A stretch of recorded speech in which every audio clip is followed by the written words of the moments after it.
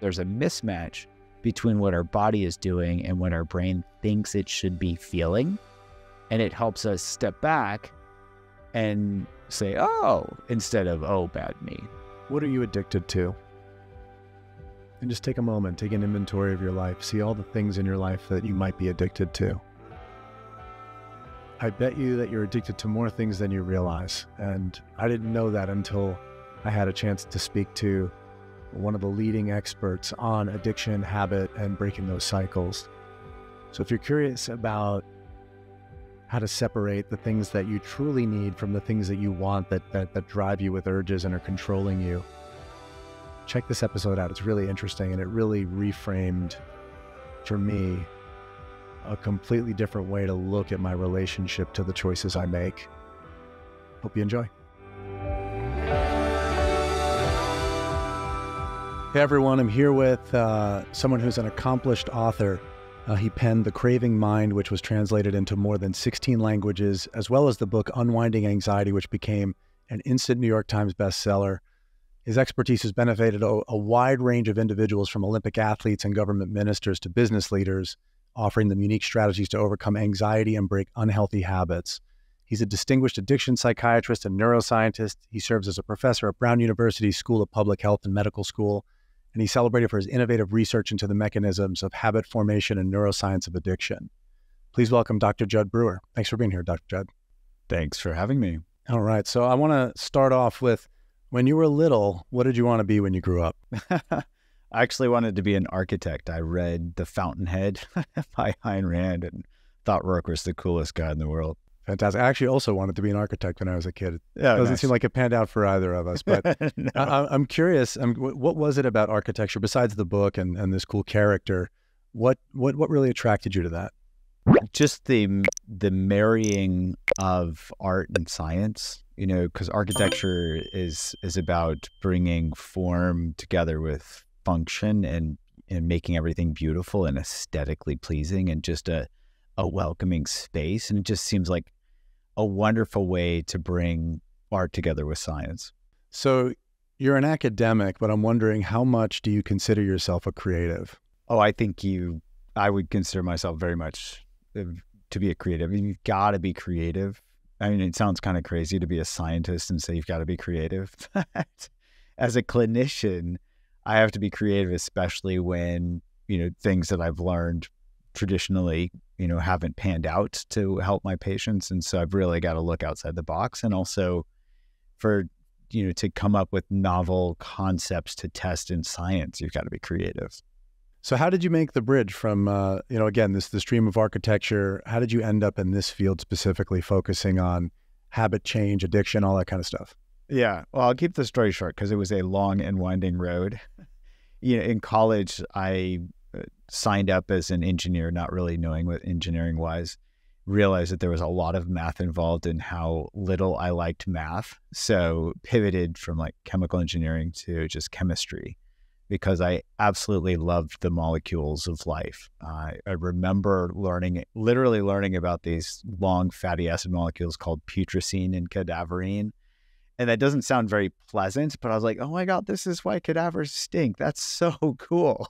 And so, long story short, I ended up going into an MD PhD program because I was fascinated by the human body and also just loved science. And as I was doing my medical school training, started meditating myself and started seeing how little we actually knew about how to change habits, and that some of the meditation practices and some of the principles behind them in Buddhist psychology were actually suggesting ways that we could address habit change in ways that the modern approaches were not doing. And so it just seemed like a really interesting area to start exploring when I started my career.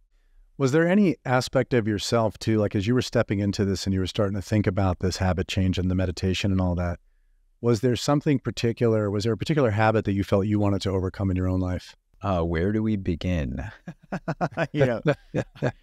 As I started seeing how my mind worked and how little I knew about my mind worked, I started seeing all of these habits pop out of the woodwork. It's like this one and then this one and then this one.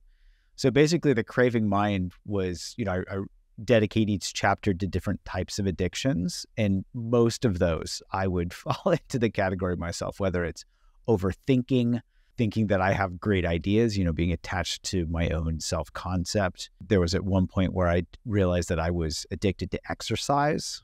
So there were a number of different ones that spanned mental and physical.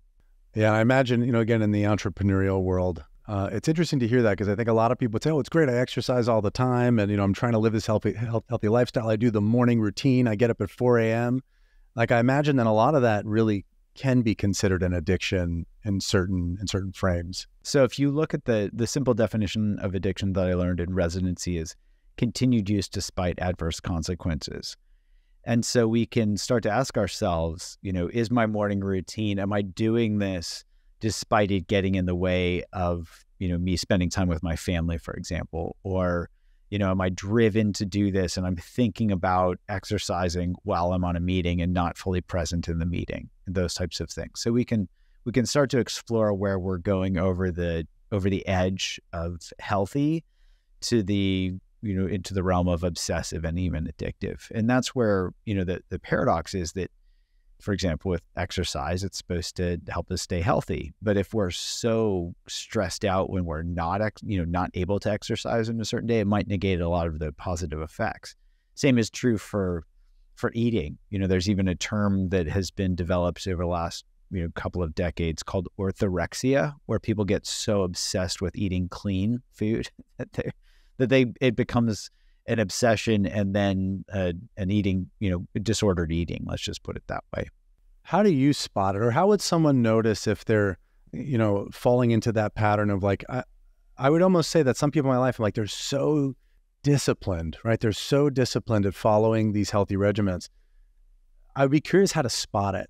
Yeah, what a great question. So here, and we can just explore this a little bit, because I'm not sure I have a set answer for that. But I would start by having people examine, what's the motivation for doing whatever X is.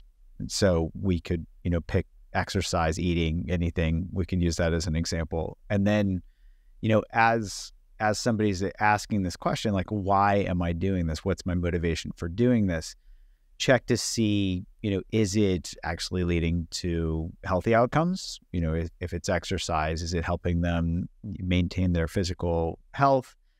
And then, are there times and situations or even patterns where it's becoming obsessive or unhealthy, and it's actually leading away from those things?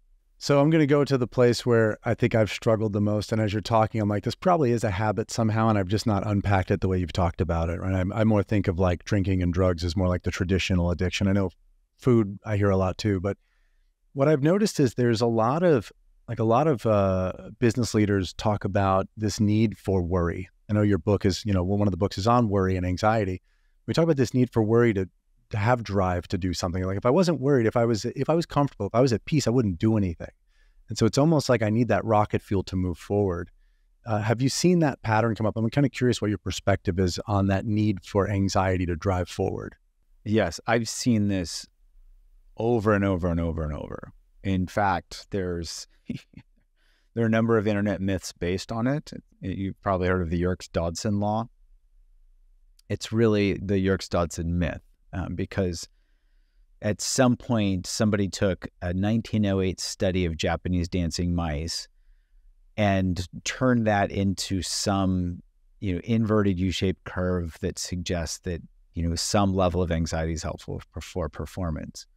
What the research shows is that there's a clear and direct inverse relationship between anxiety and performance, meaning that the more anxious we get, the worse we perform. So I think there's this story that, people can wear anxiety as a badge of honor, or justify, the fact, or rationalize the fact that they have anxiety. And be like, no, this is helping me, succeed or get stuff done or get up in the morning. But in fact, that's just a correlation. My old PhD mentor, Lou Migulea, used to say, is that true and unrelated?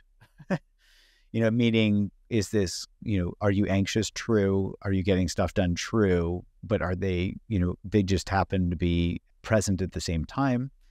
And if somebody's anxious, a lot, then the likelihood that those are happening at the same time is pretty high.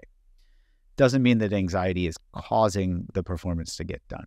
So, or the job or whatever it is. So here, this is a very common story. And unfortunately, it's a sad one because a lot of people are so identified with like, oh, I need my anxiety to perform well, that it's really hard for them to even step back and question whether it's true or not. So here, I find it helpful for people to, one, just understand, correlation does not equal causation. Just understand that concept. But then really look at their lives and ask, when have I performed at my best? And nobody has said, oh, I perform at my best when I'm anxious. So it's typically when somebody's in flow, that concept that Mihai Csikszentmihalyi put forward back in the 1970s. And he talks about flow being effortless and selfless. So there's not even someone there to be anxious when we're in flow because we're so merged with whatever we're doing.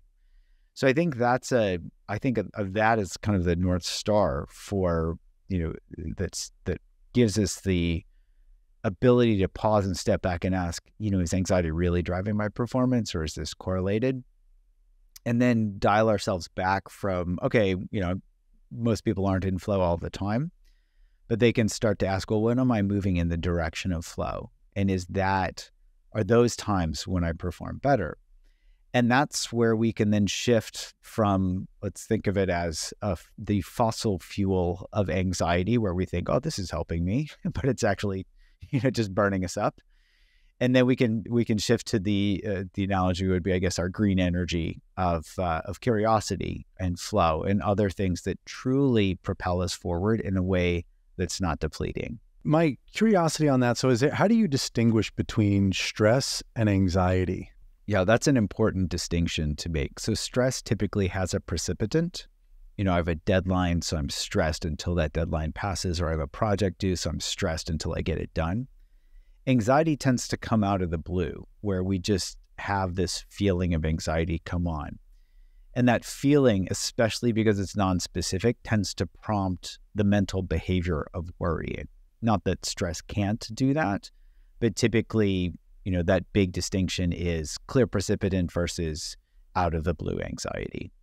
Now, the physical sensations can feel pretty similar, though. So ultimately, because I've heard this concept of, and I don't know if this is actually a real term, but eustress, I believe, like it was the idea that like we want a little bit of stress to motivate ourselves, but not so much that it causes the system to overload. Is there any validity to that? Well, it depends on how people are defining eustress. So, for example, if you look at, the survival mechanisms that we have, eustress tends to be involved when there is a true physiologic stressor, so think of, often people have done research with, wild animals, for example. And so if there's a zebra that's being chased by a lion or whatever, it's going to have some eustress that propels it out of the danger zone. So that's helpful because it helps it survive. And for humans, same is true. If we step out into a busy street and, we hear this big honk, and we look up from our phone or whatever it was that prompted us not to look both ways before crossing, then, that eustress propels us back onto the sidewalk and it helps us survive. Where it becomes unhelpful stress is where we start, worrying about it or, getting stressed about something in the future when there's no actual physiologic danger, right in front of us. Got it. That makes a lot of sense. What is the mechanism for breaking the cycle? So again, if someone's in, like, I operate in a lot of hypervigilance. I think that's been my normal state, which was driven by a lot of worry. What do you recommend for people that are just trying to figure out those initial steps to just start breaking out of that pattern? Yeah, what my lab has found in our research, especially around breaking anxiety habits, is that the first step is just being able to recognize whatever the habit loop is that we're in. And that's actually pretty simple. Any habit has three elements: a trigger, a behavior, and a result, or from a neuroscience standpoint, a reward. And we can even simplify this to just recognizing, like, what's the behavior that I'm stuck in? Is it stress eating? Is it procrastination? Is it worrying? Is it smoking? Whatever, and then once we recognize that, that's the first step, we can then step into, I think of the second step is helping us become disenchanted with these unhelpful habits. So we simply ask this question, what am I getting from this? And what that question does is taps into how rewarding the behavior is or unrewarding, because our brain's going to keep doing behaviors that are rewarding and they're going to stop doing ones that aren't. Does that make sense? Yeah, I mean, I guess I'm going to actually apply it because you called out stress eating, and I think that's probably my biggest addiction. I think it's, of all the things I do, I've been trying to stop that for years, and I am in the awareness of like, I know I do it. And yet sometimes the stress is so great that I almost go slightly unconscious and I'm like, I don't care. I just want something to make me feel a sense of comfort. Like I'm really eating for a sense of comfort. So where does it go from there once I've identified that? Yeah. Well, and this is why there's this whole category of comfort eating or comfort food. So if we just walk through this, kind of in real time, if you reflect back on the last time you stress ate, and ask and feel into the direct, embodied sensations of what the results of that behavior were, what would you say the results were? Yeah, afterwards, sluggish, tired, heavy, regret, shame. And did it solve whatever was stressing you out? Absolutely not. Okay. So if you add all of those results up, well, let me ask, was there anything positive about it? Because none of those sound very positive, like very rewarding. The only thing is actually interesting. It was, when I think about it, I don't even know if it's the eating that I'm addicted to. It's the craving something. It's almost like having hope for a future circumstance. And I noticed that it was the hope of, like, for example, I want to go to Van Leeuwen ice cream, right? Amazing. Now I have somewhere to go on a walk. I have something to look forward to. I have something to choose.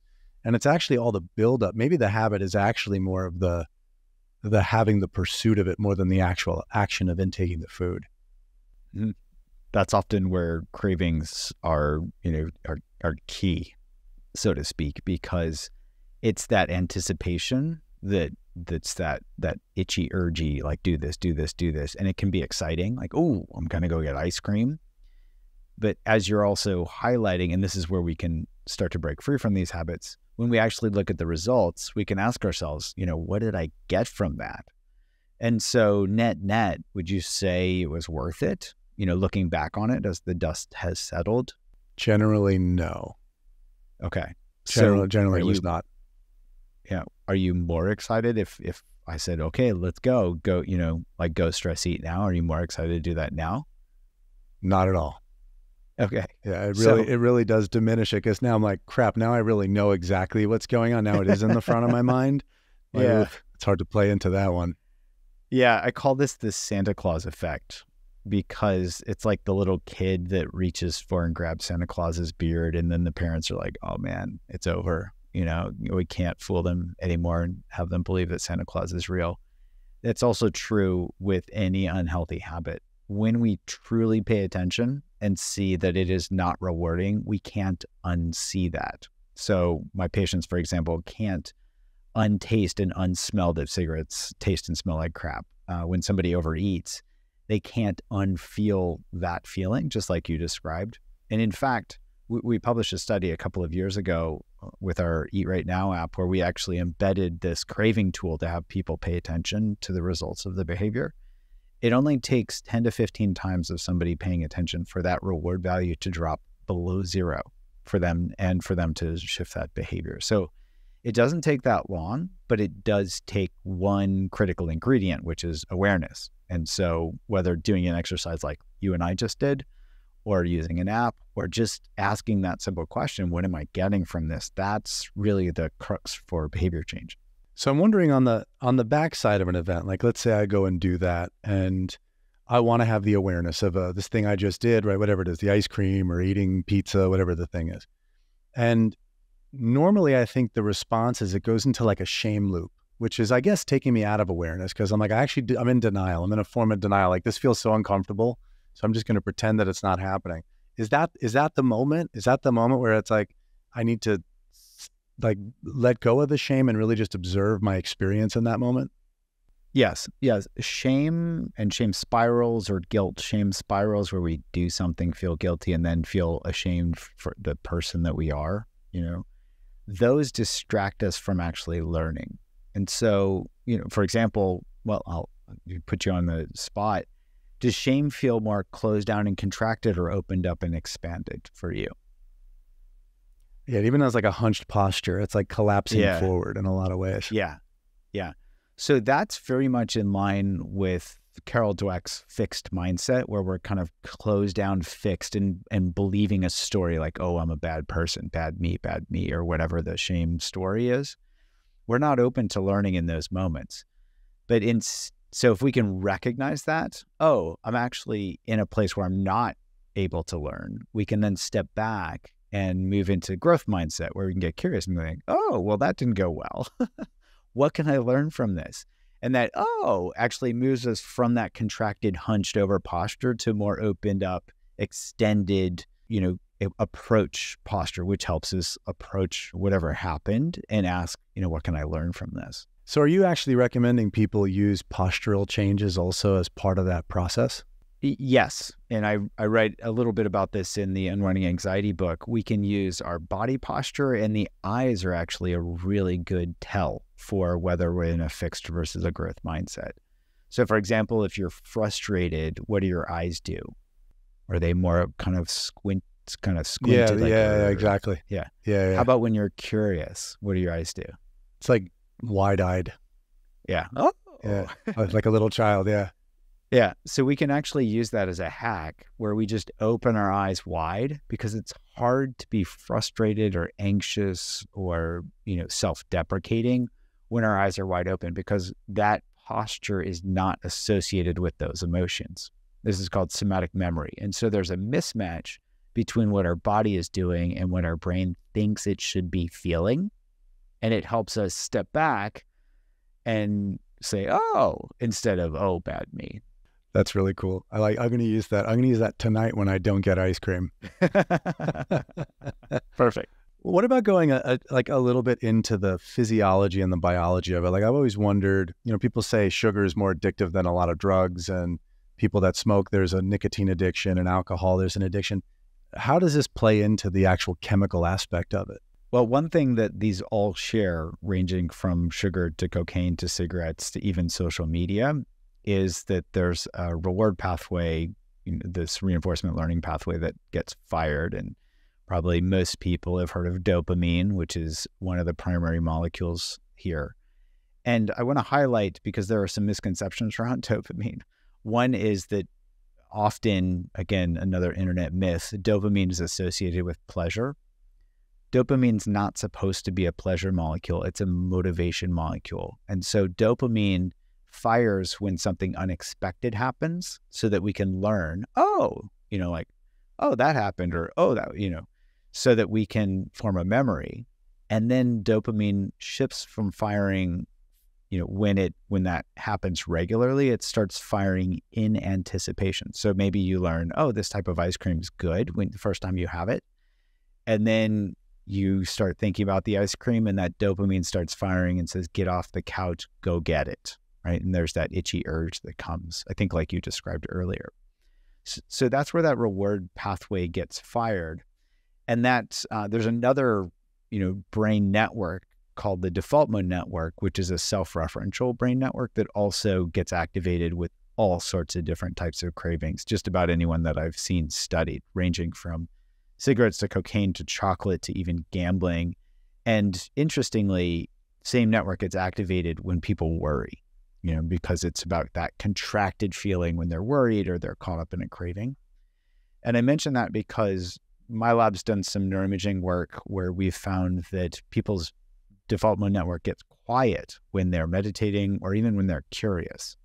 In fact, we had Anderson Cooper came into the lab a couple of years ago to try out some real-time neurofeedback research apparati that we had. And you could watch, we said, okay, get anxious. He was good at that. And so you watch this network get really activated, and then had him drop into a meditative stance. And then it got really, really quiet. So we can see that this fluctuates on a moment to moment basis, depending on what our mindset is doing. Man, I have a lot of questions from here, but I guess I'm curious to know what are kind of the edges that you're on in the research? Like what are some of the places that you're trying to push the frontier? Well, one is as a neuroscientist and a psychiatrist, I'm always trying to see how I can take what we're learning in the lab and apply it out in the real world. So, over the last decade or so, we have developed and studied some of these app-based mindfulness training programs to see if we could actually deliver some of these evidence-based trainings, in the wild, so to speak. We'd gotten some really good results with a smoking study where we'd gotten 5 times the quit rates of gold standard treatment, and wanted to see, could an app-based mindfulness training program follow that up where it could be accessible to anyone.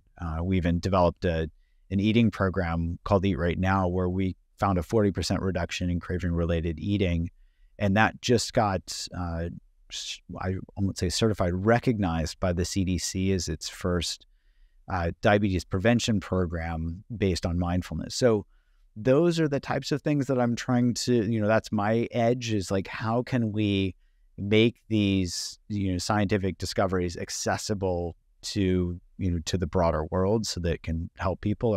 Our healthcare system in the US hasn't been great at providing accessible care that's affordable for everyone. So that's one thing that we've been focused on.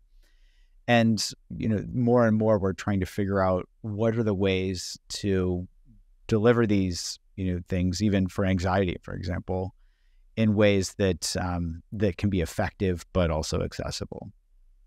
That's fantastic. And I heard you before talking about, I think you said Buddhism, and, we've talked a little bit about meditation. I'm actually curious to know, because again, it seems like people talk about meditation as really kind of a catch-all for a lot of different things. If someone has limited time to focus on different practices, how does meditation rank in that as far as really helping people get an edge on these kind of things? Well, I would say, this might be a little heretical, but I would say, I think of meditation first off is kind of this small circle within a larger circle of mindfulness. And if mindfulness is also a concept that's really about the development of, a curious attitude in the present moment.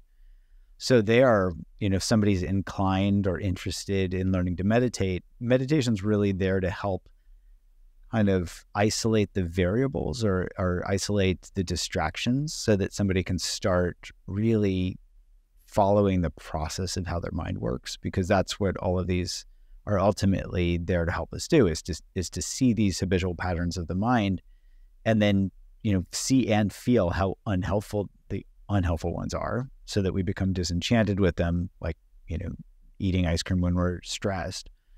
And then also develop healthier habits. So for example, see the value of curiosity and then develop that as a habit itself. So meditation can be helpful, but it's not the only way to do this type of mind training. I would say anything that supports someone developing that attitude of curiosity is going to help move us in the right direction. And then on top of that, I would say anything that helps somebody start to map out these mental habit patterns is going to help them really get a better sense of how their mind works. And, we can do that in sitting meditation posture. We can do that walking, but we can also do that, walking down the street. We can do that while we're waiting for a meeting to start. We can even do that if we're stuck in a worry habit loop. We can do that in the middle of a meeting because we're already stuck. So we might as well take a second to map it out. So you were touching on this idea of, trying to think of what you said before. There was one hook I actually wanted to go back to. Oh, I know what it was. Is there a difference in people's minds? Like you talked about the default mode network, like really understanding how the mind works. But then I've heard some of this, I don't know if it's pseudoscience, that talks about like there are hunter minds and there are gatherer minds, or men and women's minds are different. Our pathways are different. Have you seen is there any difference in the way the mind actually, like the actual neural circuitry works? I don't think there's enough scientific evidence to back up any of those claims. I think, simple stories sound alluring, but often are not backed up by science. I'll just leave it at that. Fair enough. That's good to hear. Makes me feel better, because I'm like, I hope that's not true, but I've seen entire programs that were dedicated to that, saying, so entrepreneurs' minds are different. I'm like, maybe this is just entrepreneurs wanting to feel special. But it was, yeah, it it was could be a really, story. exactly. I like the story. So like, oh, this, I've been wanting to feel special my whole life. So that works Yeah. for me. Is there a difference in, all these different addictions that we're talking about? Is there a different process for dealing with different kinds of addictions? Again, like drug use versus food versus exercise. Would you take a different path on that? This is where it gets really interesting. Every single habit that I've studied, so we've done clinical studies with alcohol use disorders or cocaine use disorder, with nicotine, with eating, with anxiety. They all share that same underlying mechanism. So yes, I'm even lumping anxiety in with these other addictions because that habit formation, which is positive and negative reinforcement, that underlies all of them. And the way to step out of them, regardless of what the substance or the behavior is the same. There's a single most well-known equation, these developed back in the 1970s by these two researchers, Rescorla and Wagner, that really highlights it's really about awareness. It's about awareness, whether it's, cocaine, cigarettes, or, our social media feeds. Yeah, partially my curiosity on that comes from, I've started recently studying some different Buddhist belief, and I ended up with a book that talks a lot about addiction to suffering, right? And it's like, in many ways in the Buddhist, it's like life is suffering. That's kind of the fundamental. And as you say that, I'm like, that's interesting. I really wonder if I could sit in the moments that I'm suffering the most. I wonder if I could just sit and say, what am I getting out of this? And is it working for me? I'm really starting to break that loop. It's kind of cool to see it all kind of coalescing into, I never thought of meditation as a mechanism for fostering the muscle of curiosity, but I could see why that's so incredible, especially when I'm caught in these survival loops or my amygdala is hijacked. And the last thing I'm doing is think about curiosity. I'm like, so I just want to get the hell out of this situation versus like, oh, why am I feeling this? What is it that's causing this? Is this a perceived threat versus a real threat? Right. And that's really interesting. Yeah. And one question that I'll often have people ask themselves is this dangerous or is it different? Because if it's dangerous, we need to do something. But 99% of the time, it's not dangerous. It's just something that our brain doesn't like. It's different than when we expected, different than our story of what we want, different just because it's not in our comfort zone. And when we can do that, that helps us open to that growth mindset of being curious. And if you look at, different Buddhist traditions, and I'm sure other contemplative traditions talk about this just using different language. But in Zen, they talk about don't know mind, right? That's curiosity as compared to assuming something's happening. So there are many ways that people point and traditions point to the curiosity just using different language. Yeah, I've had the I don't know. So I do a little bit of parts work. I don't know if you're familiar with internal family systems therapy. So I trained in the modality, and I've been meeting a lot of people with their parts that say, oh, I don't know. And it's a suffering that I don't know, right? I don't know. It's shame. I'm bad. I'm broken. I'm not smart. Versus this idea of like calling an I don't know as infinite possibility. How cool is this? Like it could be anything. It could be any of the multitudes. So I really like that. I never saw the connection between this area of habit and addiction and all that stuff, but this makes a lot of sense. And again, I just feel bad for Van Leeuwen because I will not be a great customer going forward for their ice cream.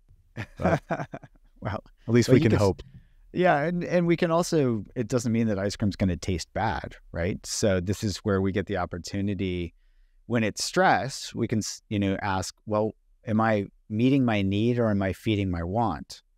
And then we can meet that need, which then kind of saves the ice cream for a special occasion when we were like, oh yeah, let's go have some ice cream when we can actually enjoy it. Or how do you clarify the difference between need and want? Because I think that's also a blurry area for a lot of people. Like, I need this. It's like, actually, you want that.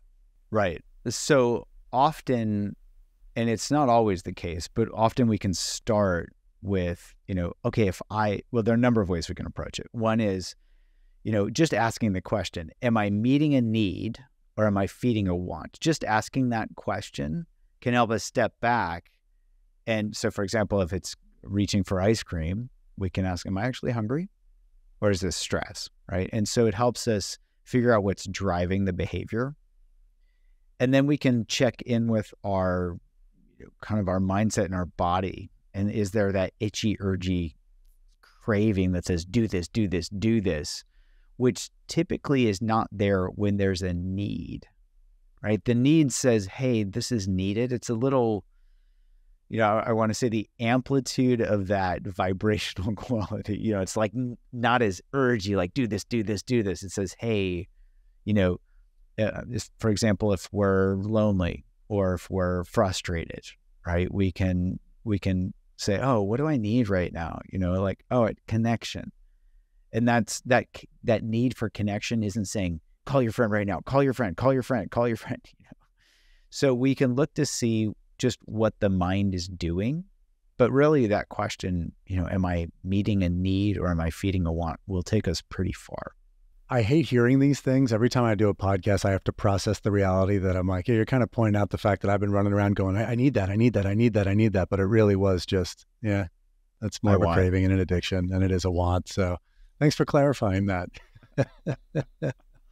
Well, as we land the plane, my curiosity goes to, you've achieved a lot and you've affected a lot of people. I mean, you've had millions of views with your TED Talk. What's your dream beyond? What do you hope to achieve looking forward? I would love to help as many people as possible develop the habits of curiosity and kindness, because I think that's the pay it forward mindset that we need to help this planet connect and help us not destroy it. And also have a much better time at it as compared to fighting all the time. Let's connect.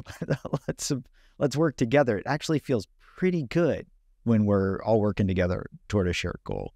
Well, it sounds like we got a great path forward on the curiosity piece. What do you recommend for cultivating more kindness? Here we can use the same framework that we've been talking about, which is to ask ourselves, how well did that go last time when I was a jerk versus how does it go when I'm kind, when I lead with kindness? And it's a no-brainer for our brains. Kindness feels better and leads to better outcomes. Yeah. Beautiful. Well, that's a great invitation to everybody. A couple of big takeaways for me is just reinforcing. I kind of go in and out of meditation practices, awareness practices, mindfulness practices, but really hearing how this links to a very practical way to move through the world and to get control of myself back. I really want to double down on that. And I hope people hear that call to more awareness. And I really love that distinction of knowing when it's a need, knowing when it's a want. I think that's really big. And again, just that aspect of taking that moment on the backside of something that didn't feel good and just allowing it to be. Again, just focusing on it. And for me specifically, and I think for many people I've talked to, just allowing the shame to flow by so we could just go, oh, yeah, that didn't work. It's okay. I learned. I also really like that hack of the wide eyes. I want to try that. It's going to confuse everyone in my meetings. And I'm just like staring at them like an alien, but I'm like, no, curiosity, guys. This is curiosity. It's very good for productivity. And if anyone else feels as just inspired by Dr. Jud, you could check out his many books. A new book just came out as The Hunger Habit, or you could check out Unwinding Anxiety. You could find these on drjud.com. There's a bunch of free resources, which I will absolutely check out. And Dr. Jud, thank you so much for being here with us. My pleasure.